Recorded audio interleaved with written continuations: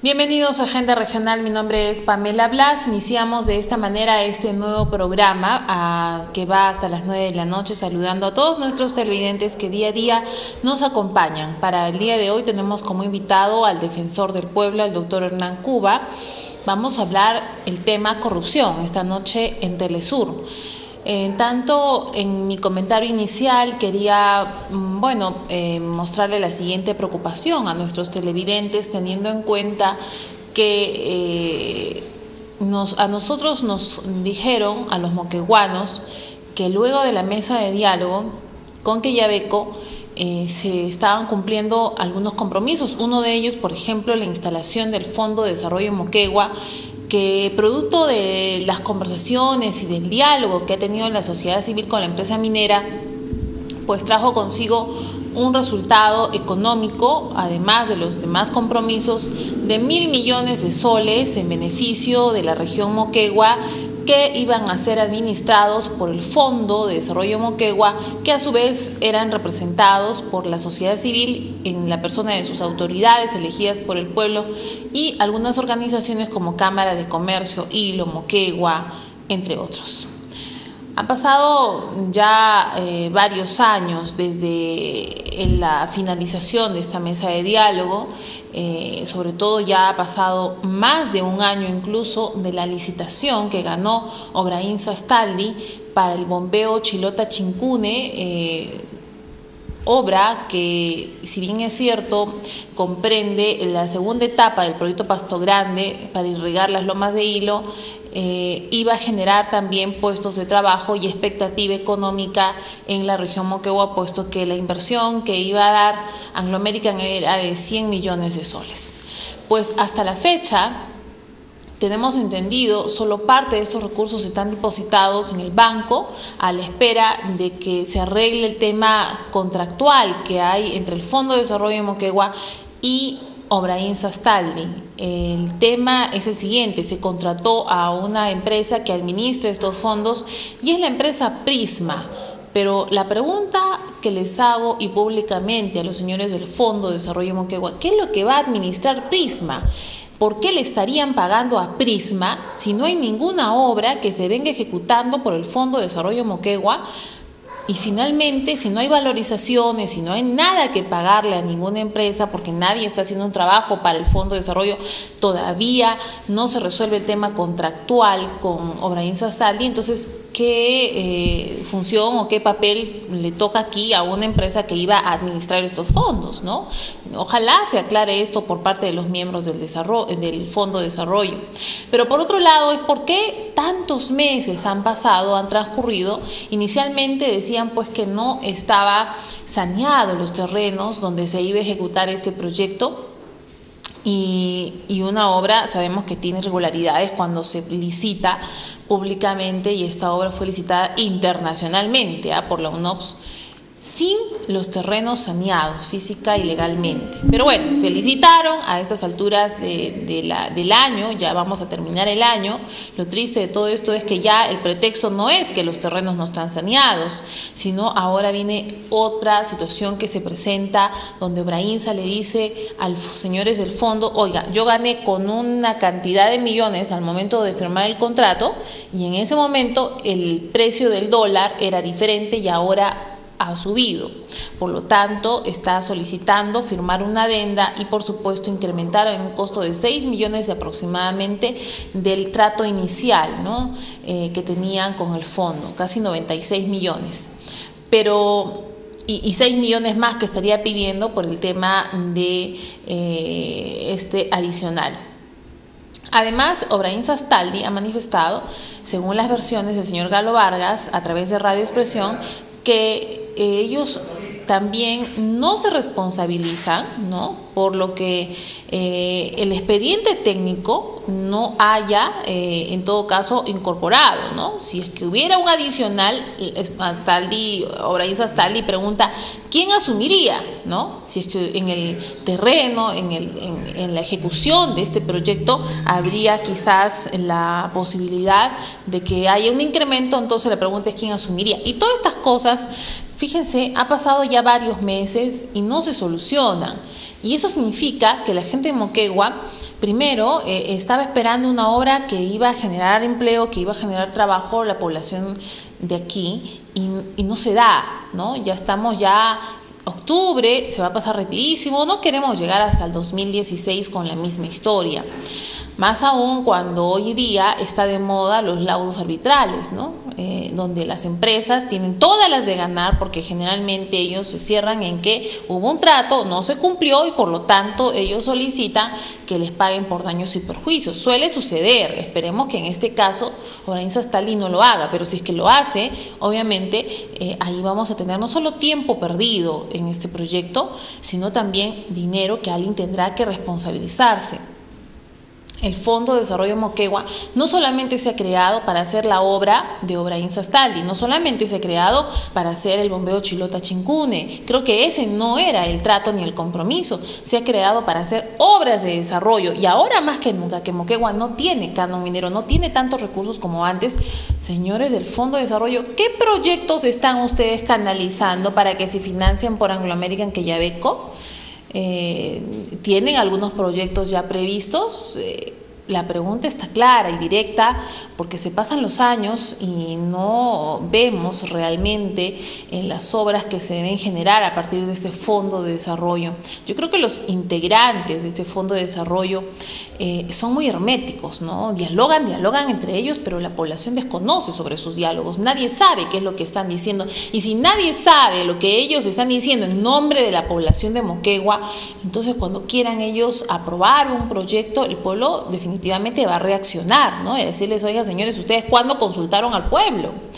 Sobre todo, yo creo que estos señores deberían de brindar conferencias de prensa, dar versiones sobre lo que está pasando, ya que el único que habla del tema es el señor Galo Vargas, ¿no? A los otros no los escuchamos, representante de la municipalidad, representante del gobierno regional, representante de municipalidades, en fin, que están allí integrando, y de las cámaras de comercio de Hilo, Moquegua. ¿Qué están haciendo estos señores en representación de los moqueguanos en este fondo? Si es que no tienen nada que hacer ahí, pues cambien, ¿no? De repente de personas, si no quieren trabajar, otro dirá algo, quizás podrán ayudar a darle una solución a este problema contractual.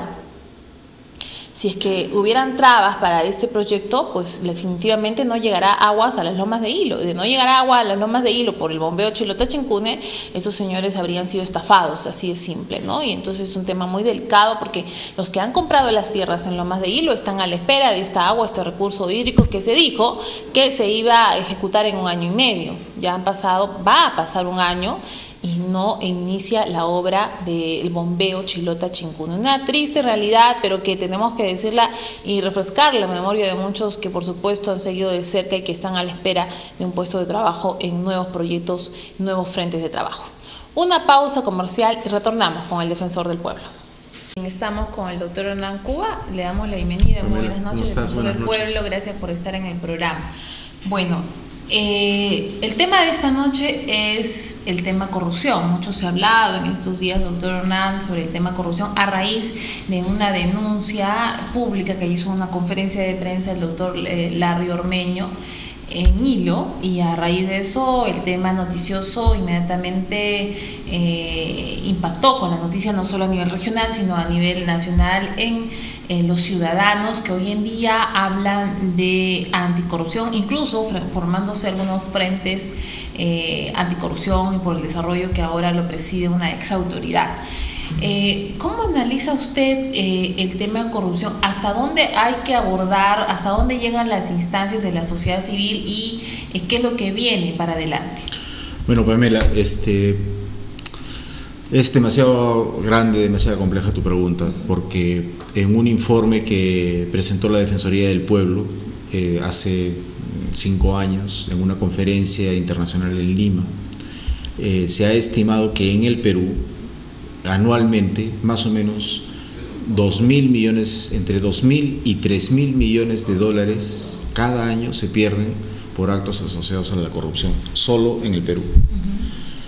2.000 millones de dólares durante estos últimos 10 años hubiera significado que el Perú ya hubiera pagado su deuda externa. Si en lugar de haber utilizado esa plata para la corrupción, lo hubiéramos utilizado para pagar la deuda externa. La corrupción es pues un fenómeno social, una lacra social que sin duda alguna impacta más en las personas más pobres. Yo tengo presupuesto, soy presidente regional o gobernador regional y voy a construir un colegio. Y ese colegio, que en realidad me costaba 100 por proveedores, por ánimos de corrupción, por clientelismo o por razones que sea, termina costando 150. Y no lo hago en un año, sino que lo hago en 2 años. En ese ejemplo, ¿quiénes son los más perjudicados? Los beneficiarios de esa institución educativa. Por eso es que decimos que la corrupción, sin duda alguna, nos impacta a todos, pero impacta mucho más a las personas más necesitadas, a las personas más pobres. Entonces, ¿hasta dónde impacta? Se habla de micro corrupción, de pequeña corrupción, de mediana corrupción y de gran corrupción, dependiendo de los montos y del tamaño de la organización. Doctor, ¿se podría comparar a Ancash con la denuncia que se ha presentado a Moquegua? En el sentido que las denuncias por corrupción de las autoridades regionales y locales impactan sobre el descrédito del proceso de descentralización, sí. Tal vez respecto de la envergadura del monto, no. Pero consuelo de muchos, excusa de muchos es consuelo de tontos, consuelo de pocos. La corrupción debe ser extinguida en nuestra región. No es fácil, no es fácil. El proveedor que se consagra, con gracia, con el encargado de logística que le dice, bueno, si tú le subes 2 solcitos, un solcito para ti y un solcito para mí, y va con la otra factura a otro lado, ese proveedor no denuncia al de logística, porque si no, no lo invitan a postular a otro concurso. Entonces, y para corrupción hay 2, el que entrega y el que recibe. Entonces, ese es un mal que lamentablemente nos afecta como sociedad, es una lacra social, pero tenemos que entender que es un problema que sobre todo impacta a las personas más necesitadas. Pero ahora, nos hemos envuelto en un mar de denuncias públicas que hace la ciudadanía de corrupción, y quizás el tema más resaltante en estos últimos días es el tema de la sustracción de piezas de una maquinaria del gobierno regional, en donde ha acaparado la atención de todo el público y medios de comunicación. Sin embargo, como usted dice, por la cifra que se maneja en el tema corrupción a nivel nacional, seguramente hay más casos. ¿Por qué algunos sí pegan y otros no? O sea, otros no se investigan con esa fuerza, algunos no, ni siquiera se escuchan en la población. Tal vez porque la presunción que tenemos es la presunción de culpabilidad y no la presunción de inocencia, y el deseo del morbo y del escándalo. Yo creo que esos son los elementos que mediáticamente levantan una noticia. El proceso ya se encuentra judicializado, hay una investigación que está a cargo del Ministerio Público, será el Ministerio Público que determine las responsabilidades a que hubiera el lugar. Pero estas denuncias en Ancash, en Cajamarca, en Moquegua, en Arequipa, lo único que están haciendo es atacar al proceso mismo de descentralización. La gente confía menos en las autoridades regionales, menos en las autoridades locales, porque ingresa el presupuesto y lo que hay es o clientelismo político, o retraso en las obras públicas, o actos puros y llanos de corrupción, y entonces la ciudadanía no cree en esas autoridades regionales, locales, provinciales, distritales, y busca otro operador, el gobierno nacional. Claro, yo ataco el tema corrupción en las regiones y no ataco el tema corrupción en el gobierno central. Por lo tanto, el gobierno central sí aparece como el menos bueno, corrupto, más limpio, y entonces por lo tanto, de alguna manera hace que se regrese este presupuesto y se recentralice, que eso es lo que ha pasado cuando hemos visto que ha habido saldos o que hay restricciones. Entonces, la corrupción afecta a los más pobres y afecta al proceso de descentralización mismo. Cuando la propia autoridad local, un alcalde, en lugar de haber empleado adecuadamente los recursos del canon minero, que son exiguos, que son extraordinarios en el sentido de que a veces se presenta y a veces no se presenta, que son temporales, ¿no? En lugar de atacar las necesidades básicas de la población, levanta un edificio de 4 o 5 pisos y la población no tiene agua y de desagüe. ¿De qué está hablando la población? Este señor se ha gastado el canon minero y bonito el Palacio Municipal, y el agua y el desagüe, las enfermedades gastrointestinales de los niños y los servicios, los silos del colegio que se colmatan cada vez que llueve y que rebalsa, y dónde hace su necesidad los niños. Entonces, eso lo único que hace es desacreditar al gobierno local. Claro. Entonces, son varias las implicancias de la corrupción, insisto, afecta a las personas más pobres, sobre todo, y además ataca al proceso mismo de descentralización y nos pone en cuestión: ¿deben los gobiernos locales, deben los gobiernos regionales recibir presupuesto y ejecutar obras? ¿O más bien debe haber otro sistema por el cual se administre de mejor manera el presupuesto público? Ya estamos en ese debate, ya estamos diciendo: ¿vale la pena? Moquegua ha recibido en estos 10 años, no sé, 2.000, 3.000 millones de soles. ¿Cuál es ese? ¿Dónde están esos 3.000 millones de soles? ¿Dónde está ese impacto positivo en el índice de desarrollo humano de esos 3.000 millones de soles, de esos 2.000 millones de soles? Atomizado en no sé cuántos cientos de obras públicas, en 20 gobiernos locales, en un gobierno regional, y atomizado en impacto. Y entonces estamos preguntándonos: ¿y ahora qué hacemos en el canon minero? Y no es ajeno escuchar que se está preparando un proyecto para pedir una ampliación del presupuesto para que el gobierno central suelte ese presupuesto. Números más, números menos, hay un balance que nos dice que el Poder Ejecutivo ha gastado el 50% de su presupuesto de este año y está ahorrando porque ve un impacto muy grande del fenómeno del Niño, y entonces nos estamos preguntando por qué no hemos gastado adecuadamente los recursos del canon. Entonces, nuevamente, ataca a los pobres y ataca al proceso mismo de descentralización.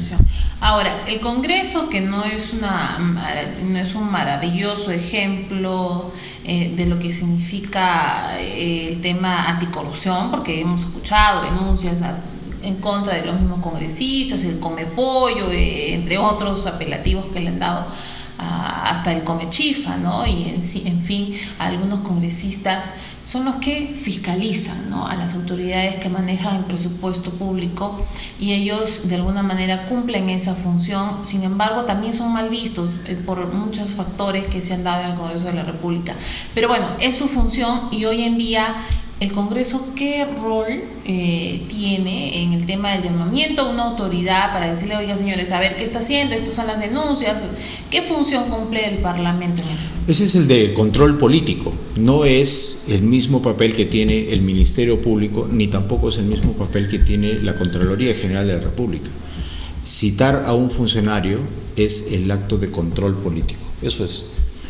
Las comisiones de investigación del Congreso son actos de control político, no sancionan. Lo encontraron robando, lo filmaron, presentan el video, lo citan en la comisión elabora un informe y el informe de esa comisión va al Pleno, el Pleno lo aprueba, no se mete preso a la persona. Así es. Ese informe se envía al Ministerio Público, así es. Porque es una investigación política, la investigación es política.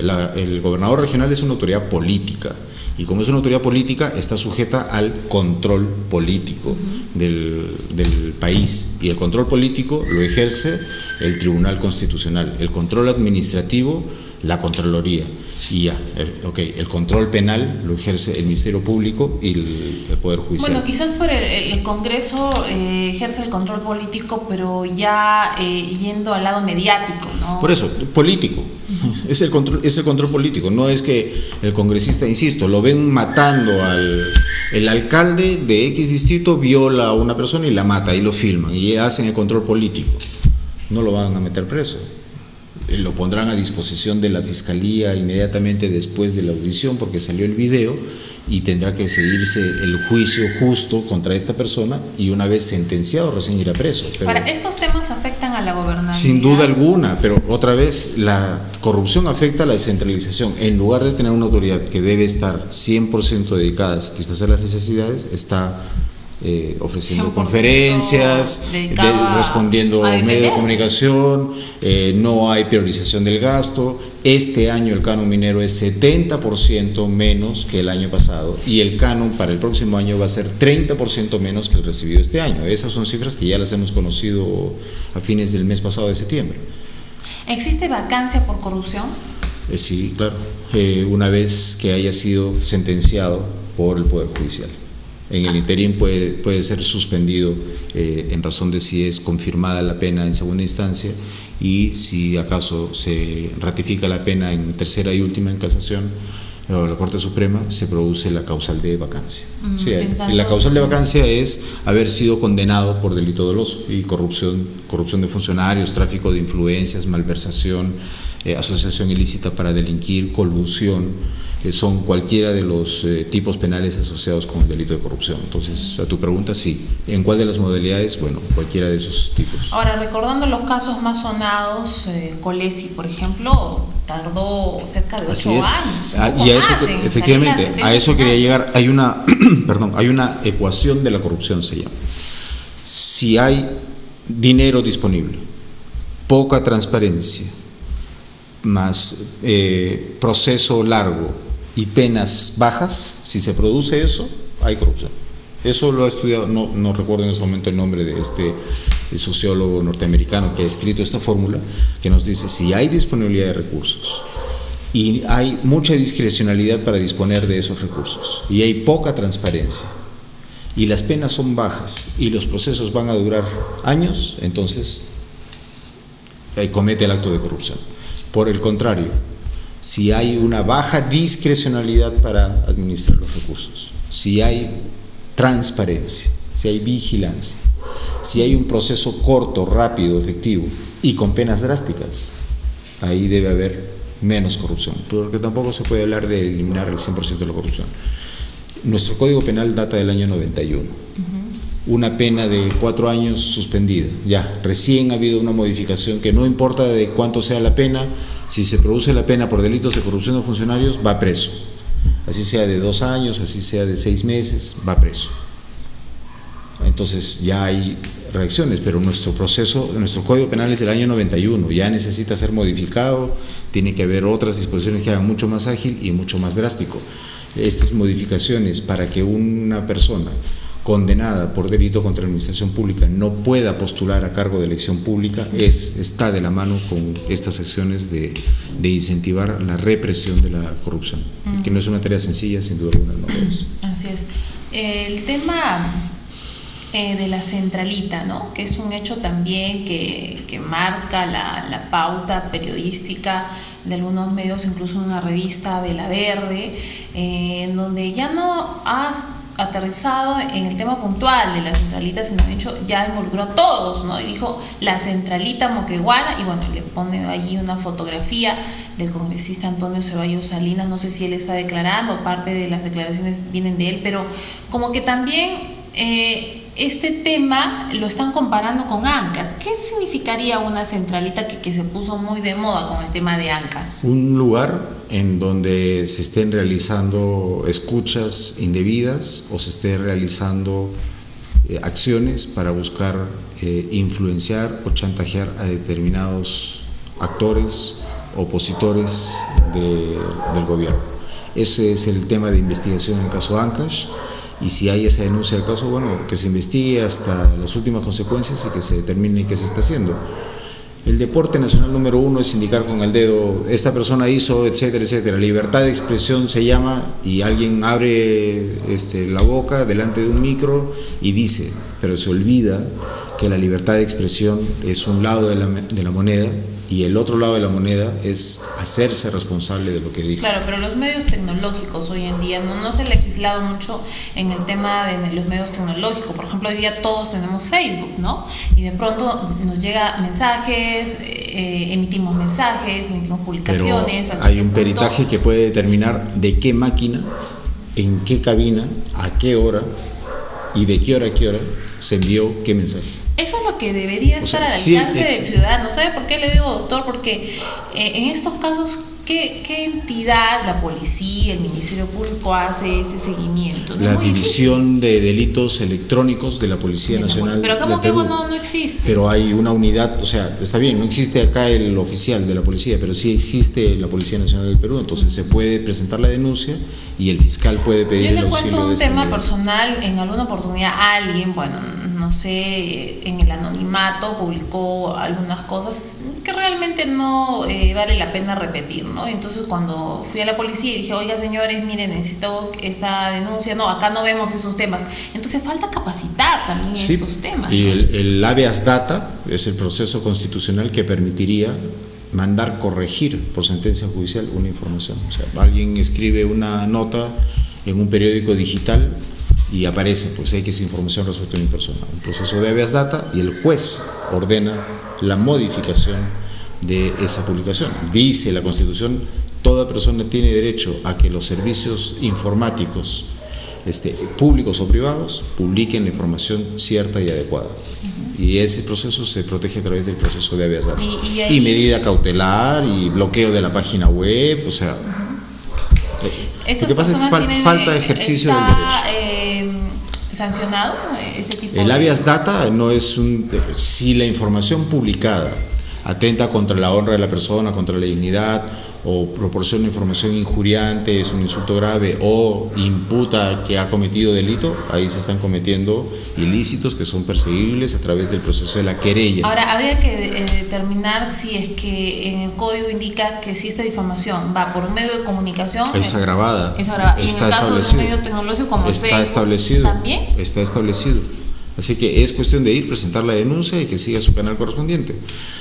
En el año 90, por eso te decía hace un momento que necesitamos modificar el Código Penal, pero el Código Penal dice que es difamación agravada cuando se produce a través de los medios de comunicación. Y tener un periódico virtual en el internet hoy es tener un medio de comunicación. Tener un canal que solamente se pasan videos por streaming o a través de un canal de YouTube es tener un medio de comunicación social. Ya el Tribunal Constitucional también ha hablado de la naturaleza del internet como medio social. O sea, yo no tengo dudas de que puede hacerse extensivo el tipo penal de agravado a través de los medios de comunicación. Si claro, habría que ver qué es la difamación entonces. Sí, claro. ¿Cuándo se difama y cuando se le dice en forma subjetiva un tema de un adjetivo, ¿no? Oye, ¿sabes qué? Tú robaste, tú mataste, tú eres... no sé. Claro, la injuria es algo así como un insulto, ¿no? Hablemoslo en castellano, ¿no? Es un insulto. La difamación es atribuirle inconductas o conductas impropias o graves defectos, y la calumnia es imputar la comisión de delitos.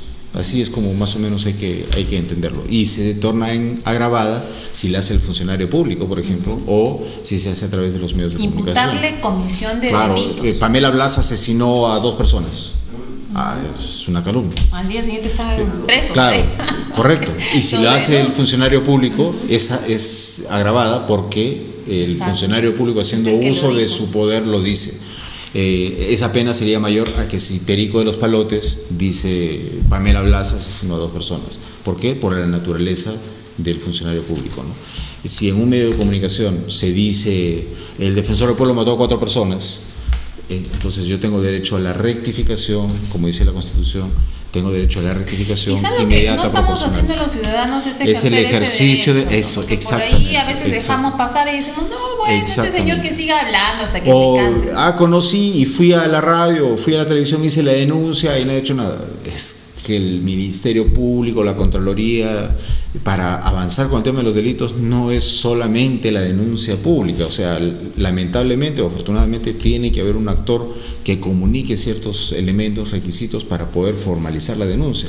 Y lamentablemente, y todos sabemos que en Moquegua a veces basta con hacer la denuncia en el medio de comunicación y uno dice, ya presenté la denuncia, pero señora, ¿cuándo? ¿Ante quién? A ver el cargo. No, que lo dije y que debieron haberlo tomado de oficio. Bueno, asumiendo que lo haya escuchado, pues no, pero generalmente yo creo que los fiscales ni escuchan. Es que no hay ejercicio de derecho. Lo que tiene que haber es ejercicio de derecho. Está bien el derecho constitucional a ir al medio de comunicación y decirlo, correcto, y hágalo, pero también hay que ir y presentar el documento, la firma. Ahora, doctor, el tema político, ¿no? Como que aquí en Moquegua, a diferencia de Hilo, son 2 realidades diferentes. Claro. Moquegua está más politizada, incluso hay más candidatos, creo, que nacen desde Moquegua que de Hilo. Por lo tanto, hay grupos, ¿no? Claro, que ya se han formado a lo largo de estos años, desde que se inició el primer gobierno regional. Sí, claro. Algunos le dicen los que están con Cristala, otros los que están con Martín, otros los jamochistas, y nos van ahí diciendo pues quiénes están con quién. Eso también le hace daño un poco al tema político, porque no es que porque una persona trabaje en una gestión ya le pertenece a determinada autoridad. Es el caudillismo de las organizaciones políticas regionales. Si tenemos caudillismo en las organizaciones políticas nacionales, ese tema está mucho más claro. en las provincias y en las regiones. No solamente es en la región donde aparecen los líderes políticos con sus organizaciones, sino que a nivel provincial también sale el candidato o candidatos a alcalde, y a nivel distrital también, y a nivel de centro poblado también.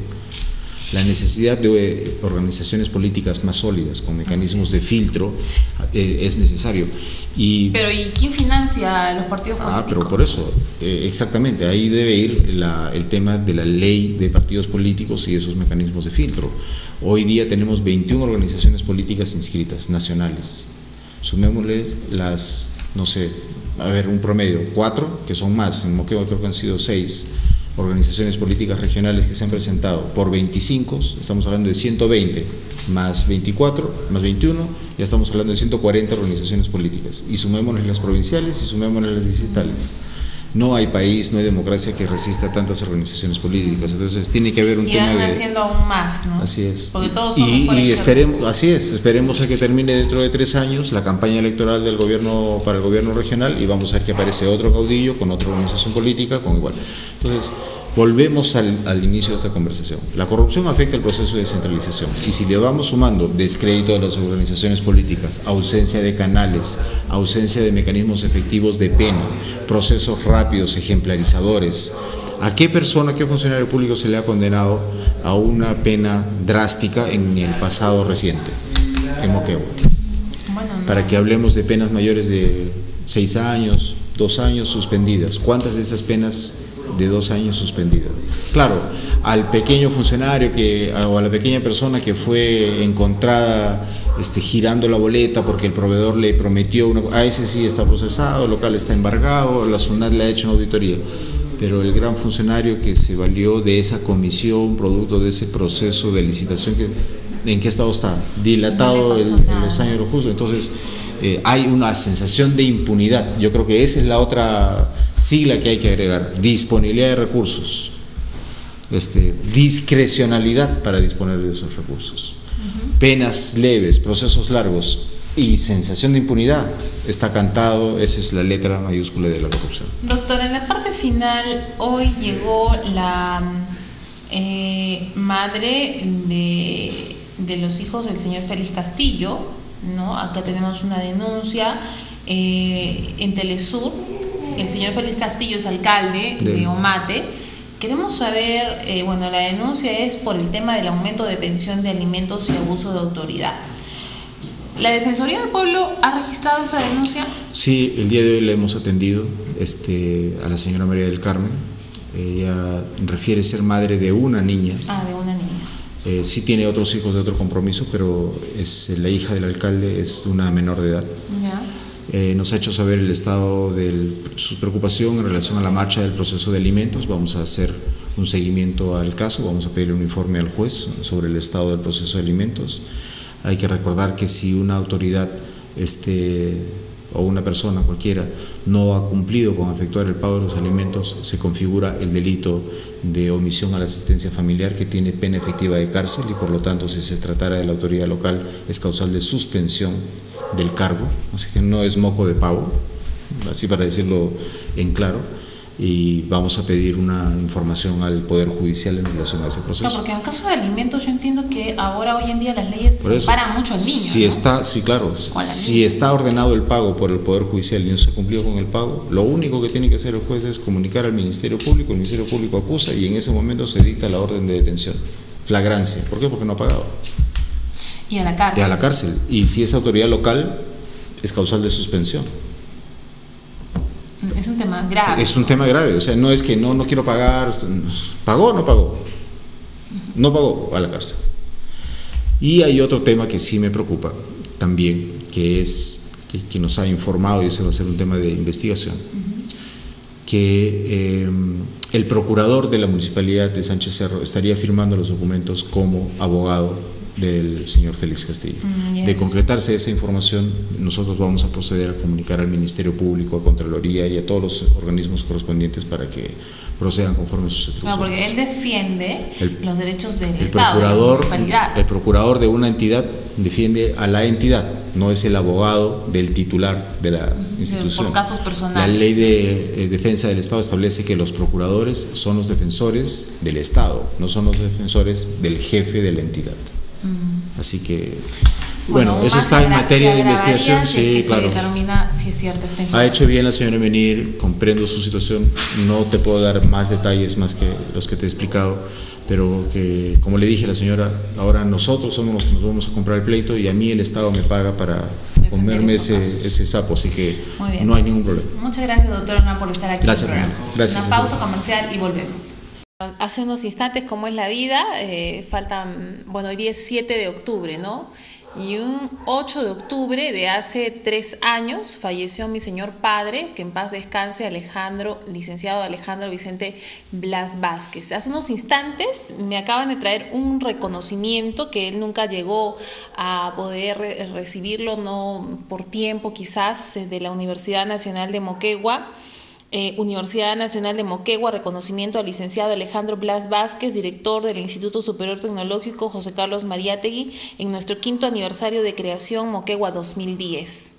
Y desde aquí, señor padre, ojalá pues tú también puedas sentir el orgullo que sentimos todos nosotros por este reconocimiento que en algún momento te lo hicieron, pero bueno, no, paradojas de la vida, recién físicamente está llegando después de 3 años de fallecida tu persona.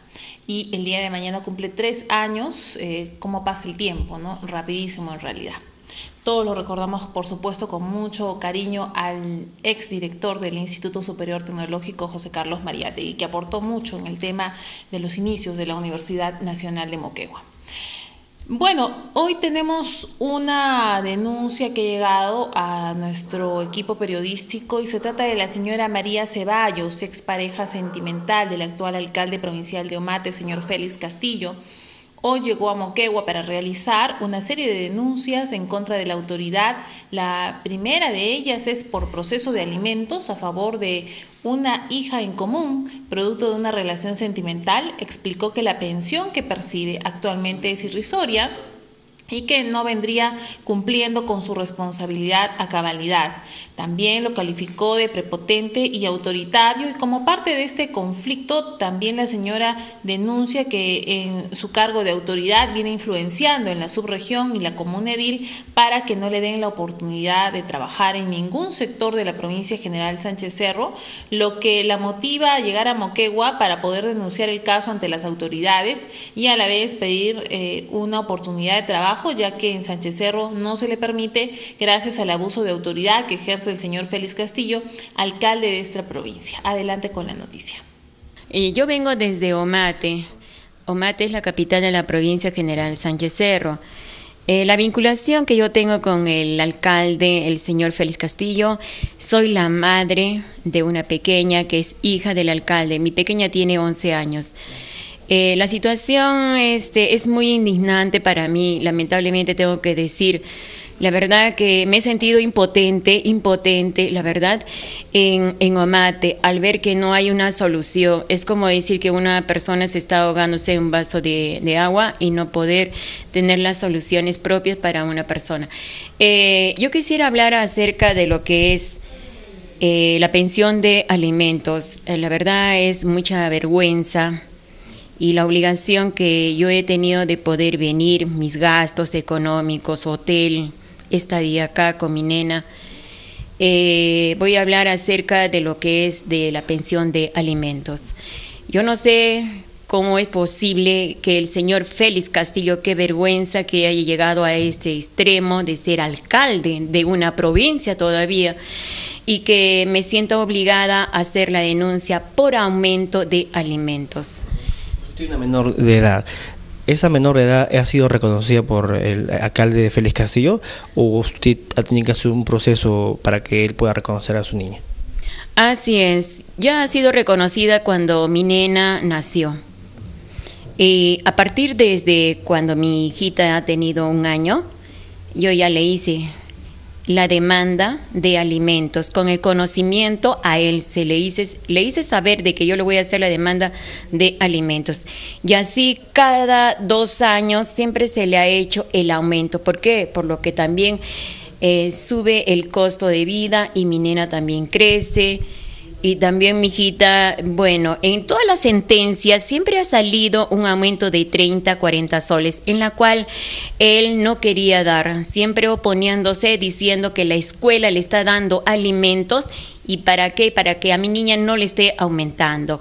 E incluso todavía me he llegado a enterar por otras personas de que él ha estado trabajando en una mina, ha estado trabajando también en un municipio, no sé en dónde, y también ha estado trabajando en una constructora Hans. El problema suyo es de que, bueno, quizás ha evadido de una u otra forma el hecho de pasar lo que le corresponde a su niña por la situación de alimentos. Ahora, usted, ¿cuál es el principal objetivo que tiene usted aquí en Moquegua? Hemos visto que está acá en el gobierno regional. También creo que ha estado haciendo una denuncia ante la Defensoría de la Familia. ¿Cuál es la razón de estar acá? Bueno, la razón de acá lo que yo estoy buscando es el trabajo, porque la verdad a mí se me está perjudicando lo que es el bienestar de mi familia, porque yo tengo 2 hijos. Y la verdad, esos 2 hijos ahorita mismo, uno de ellos ha ingresado a la policía y el otro que ya está en puertas de la Senate de salir. Ellos son perjudicados por esto. Bueno, según me han estado diciendo a otras instancias superiores, donde yo he estado yendo a la Fiscalía, a la Defensa de Familia, me han estado diciendo de que no es nepotismo. Aquí en la subregión, una abogada me dijo de que sí es nepotismo. Entonces, yo no sé a dónde yo voy a ir. E incluso estoy pidiendo por la ley de transparencia en el municipio, porque ya ha habido un conversatorio entre el alcalde, el procurador y más la jefa de personal de recursos humanos. Era un día jueves 16 de agosto, en la cual yo he ingresado, pero ellos me dijeron, ya estaba todo preparado para mí a lo que yo estaba yendo. ¿A qué punto? A lo que estaba pidiendo el trabajo. El por qué motivo no se me está dando el trabajo. ¿El trabajo estaba pidiendo usted en la provincia general Sánchez Cerro? Así es. Sí, eso es en Omate. Para los que me están escuchando, de repente hay personas que lo conocen lo que es Omate. Omate es bastante pequeñito. De repente puedo decir son 2 cuadras de población, ¿no? Lo que es vivienda y lo demás, lo resto ya es lo que es áreas verdes en cuanto a frutales. Es un pueblo bastante chico. Si fuera como Moquegua, fuera como Arequipa, fuera como Lima, yo de repente no tocaría las puertas del municipio. Pero él es el alcalde, bueno, el padre es su menor, y frente a eso no hay ningún tipo de nepotismo porque no tiene ningún vínculo matrimonial. ¿Usted considera que el alcalde provincial Sánchez Cerro, el señor Félix Castillo, haya interpuesto quizás para que usted no sea contratada dentro de la comuna provincial? Sí, eso sí es cierto. Como estaba diciendo yo, de que yo al ingresar al despacho del alcalde, la verdad que he salido bastante humillada. Mi hija salió llorando porque yo le dije, ¿no te gustaría que yo trabajara? El padre de su niña. Ya, el quien me ha herido primeramente es el procurador, el doctor Román Esquivel, creo que es Cáceres, algo así, que él es el procurador del municipio, un funcionario que me dijo de que para usted, señora, no va a haber el trabajo 4 años. El alcalde me dijo, vaya usted donde sus abogados que le expliquen acerca del nepotismo, porque no le vamos a dar el trabajo 4 años. Es ahí donde yo enfoqué de que hay un hijo que, la verdad, lastimosamente voy a tener que decir, porque ya no puedo más, son 4 años que ha tenido que él trabajar, después de haber egresado del colegio, trabajar y ocuparse de los gastos para su misma hija. ¿Por qué? Porque él ha sido irresponsable con su hija, porque siempre ha hecho unas declaraciones juradas en estas sentencias en los anexos de las demandas de que él no tiene trabajo, que él está haciendo declaración de 450 soles. Vuelvo a repetir, cuando él ha estado trabajando en una constructora, trabajando en una mina, según me han estado diciendo ciertas referencias.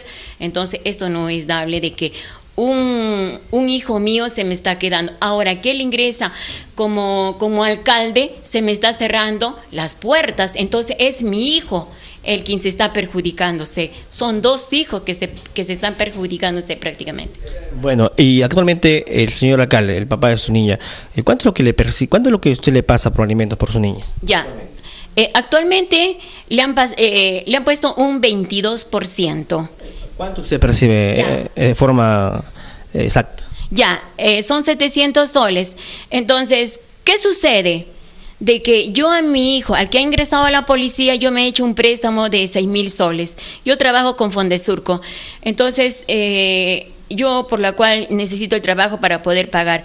¿Qué sería si yo, de esos 700 soles, lo que es para mi hija, para la mantención de mi hija, yo voy a estar dando a mis 2 hijos?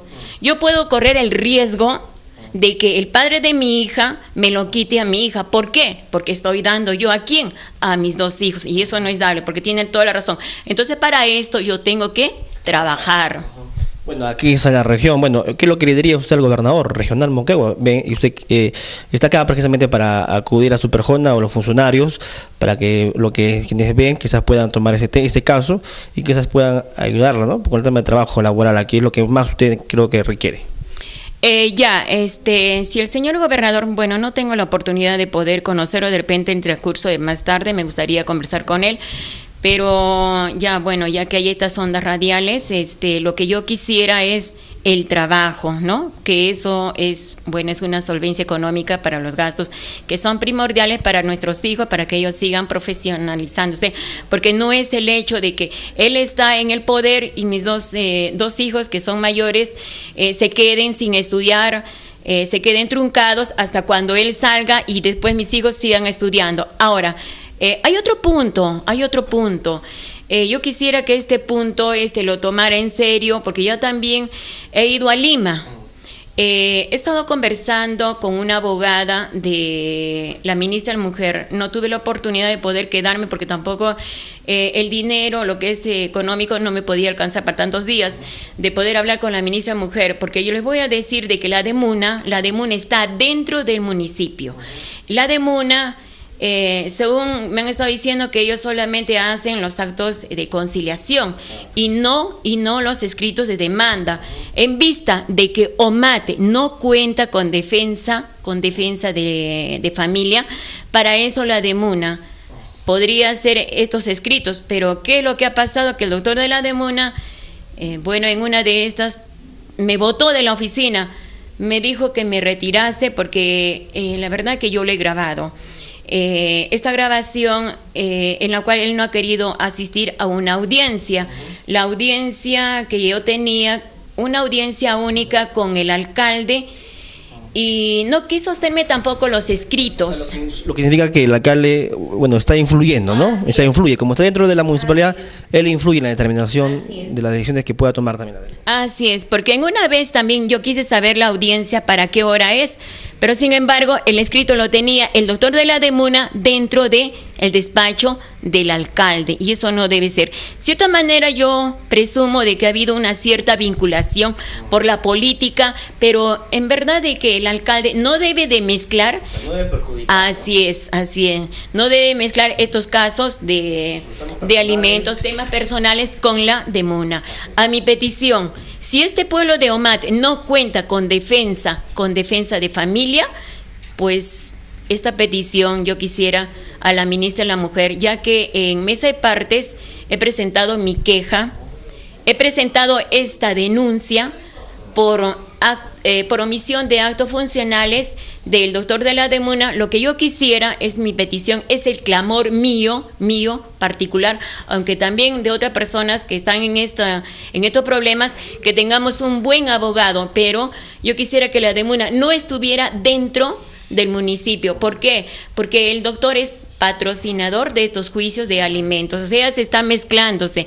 Yo quisiera que esta DEMUNA funcionara fuera, pero que sea designada ¿por quién? Por la ministra de la Mujer. O en todo caso, ¿por qué no hay defensa de la familia? Bien, vamos a esperar.